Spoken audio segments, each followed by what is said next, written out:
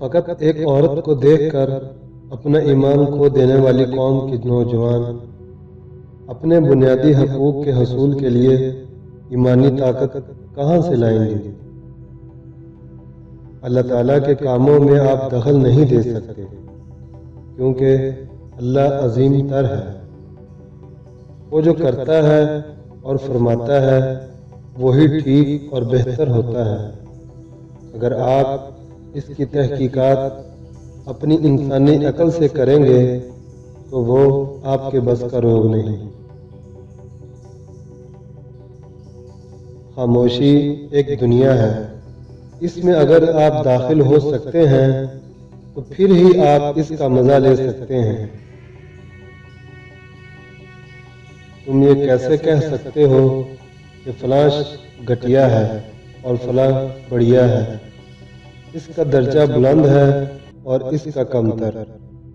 یہ بات انسان کے طے کرنے کی نہیں ہے۔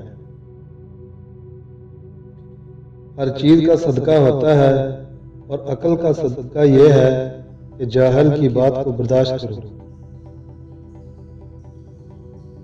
ایک دلیل ایسی ہے جس سے تم ہر ایک کو قائل کر سکتے ہو، اور وہ دلیل ہے تمہارا وجود۔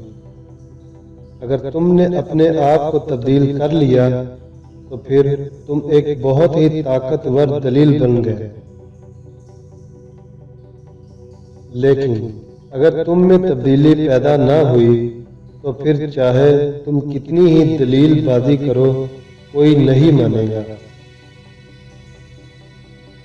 مجھے ان لوگوں کی پرواہ نہیں جو میرے دشمن ہیں، محتاط ان لوگوں سے رہتا ہوں جو میرے ساتھ ہوتے ہوئے ذہن میں بغض اور نفرت رکھتے ہیں۔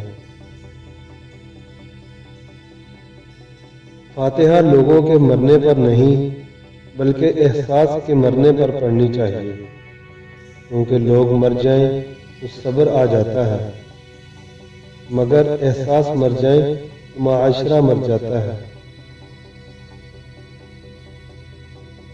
ہم خود کو ہی سنوار لیں، سدھار لیں، معاشرے پہ ہمارا یہی احسان کافی ہوگا۔